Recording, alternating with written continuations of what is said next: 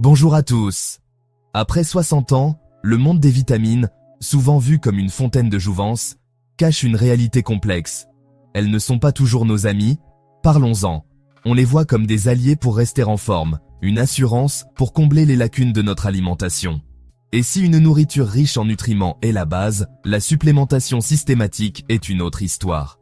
Depuis l'enfance, on nous apprend à manger nos fruits et légumes. Puis, à l'âge adulte, la publicité nous pousse vers les pilules, vendant une équation simple. Plus de vitamines, plus de santé. C'est une simplification dangereuse, surtout après 60 ans.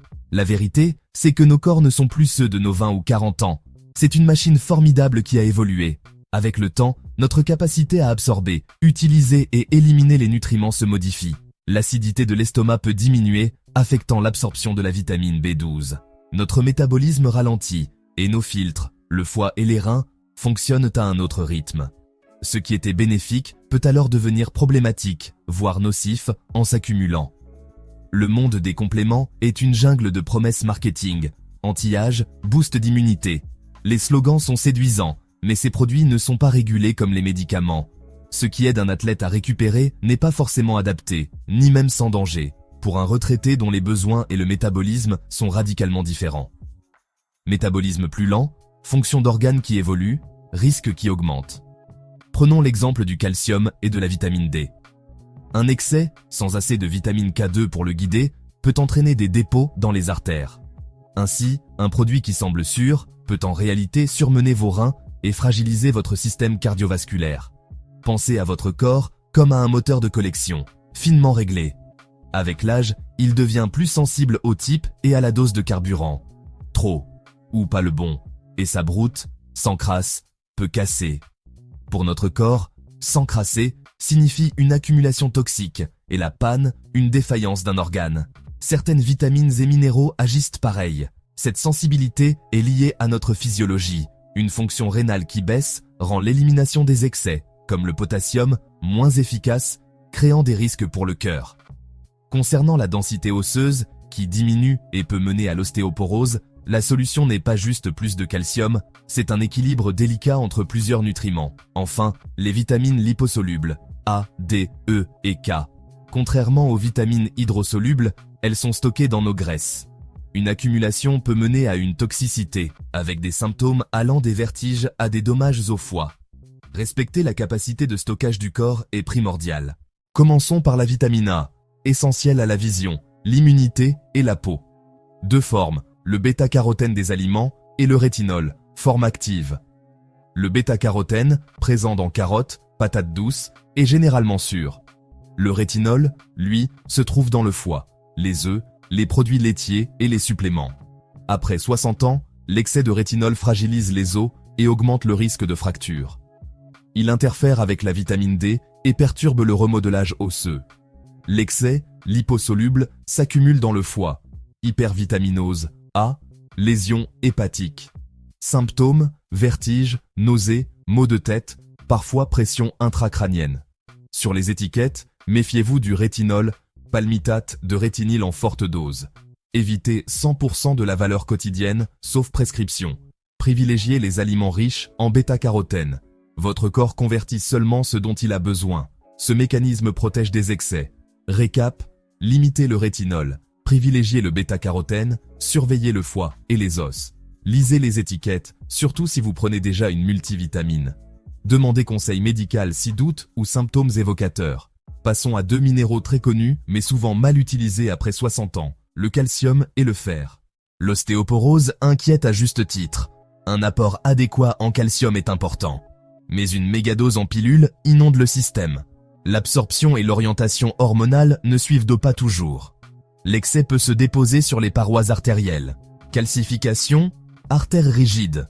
Conséquence, pression artérielle plus élevée, risque d'infarctus et d'AVC. Le fer transporte l'oxygène, la carence cause fatigue, faiblesse, essoufflement. Après 60 ans, hors carence prouvée, la supplémentation est déconseillée, surtout hommes et femmes ménopausés. Le fer s'accumule, pro-oxydants, dommages cellulaires, foie, pancréas, cœur, cerveau. Des niveaux élevés sont associés à un risque accru de maladies neurodégénératives. Évitez les multivitamines enrichies en fer sans bilan sanguin. Ne prenez jamais de fer sans avis médical et analyse. Privilégiez le calcium alimentaire et des apports fractionnés si besoin, avec équilibre minéral global. À éviter, mégadose. À faire, dose mesurée, bilan des risques cardio-rénaux. Autre piège fréquent, la vitamine B6 à forte dose. Voyons pourquoi, puis les nutriments indispensables qui, eux, soutiennent votre santé au quotidien. La vitamine B6 hydrosoluble est un coenzyme essentiel, une molécule d'aide pour plus de 100 réactions dans notre corps.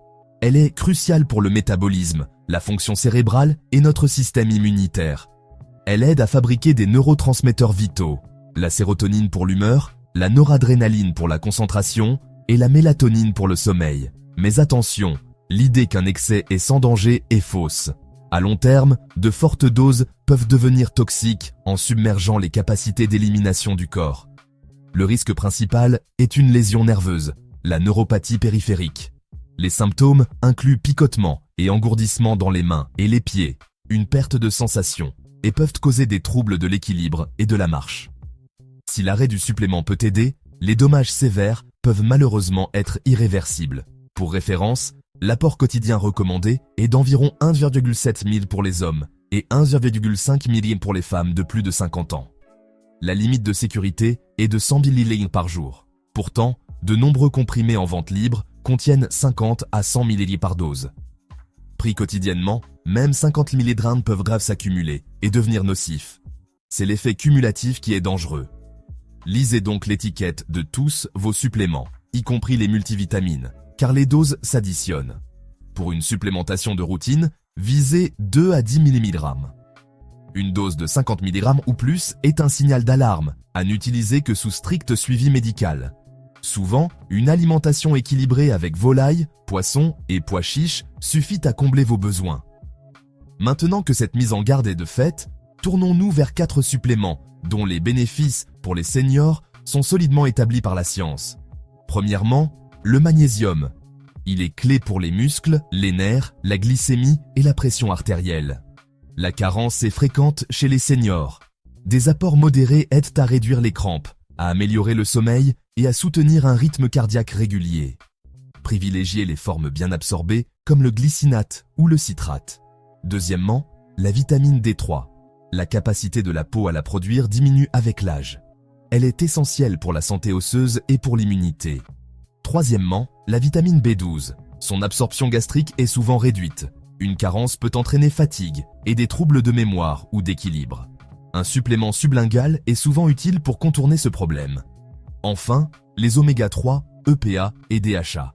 Ces anti-inflammatoires sont excellents pour le cœur, le cerveau et la santé des yeux.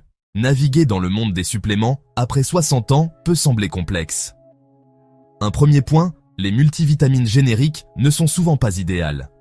Avec l'âge, nos besoins évoluent et notre absorption diminue. Ne vous fiez pas au marketing. Retournez la bouteille et lisez le tableau d'effets nutritionnels.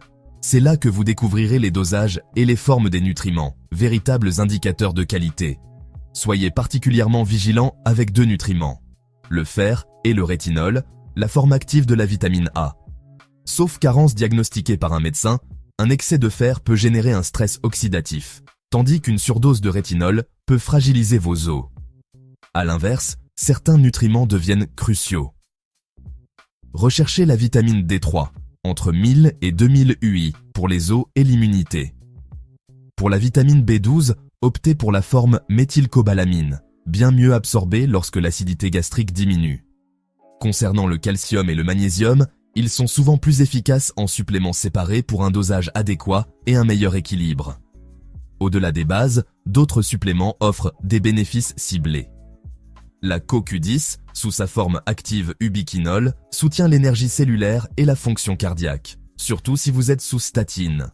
Le collagène hydrolysé fournit les briques pour le cartilage et les os, améliorant la mobilité. Enfin, pour les douleurs articulaires, l'association de curcumine bien absorbée et de boswellia offre une action anti-inflammatoire naturelle pour plus de confort. Rappelez-vous que ces compléments s'intègrent dans une approche globale. Votre santé repose sur le trépied. Alimentation, activité physique, et supplémentation intelligente. Chaque choix est un investissement. Avant de commencer, la discussion avec votre médecin ou diététiste est impérative. Demandez des analyses pour un plan personnalisé et sécuritaire et n'effectuez jamais de changements drastiques sans cet encadrement. En résumé, évitez l'excès de rétinol et le fer sans besoin avéré. Adoptez le magnésium, la vitamine D3, la B12 et les oméga 3. Rester en pleine forme après 60, 70 et 80 ans est possible. Il s'agit de vivre non seulement plus longtemps, mais surtout mieux, avec énergie et indépendance. À votre santé et à de nombreuses années actives à venir.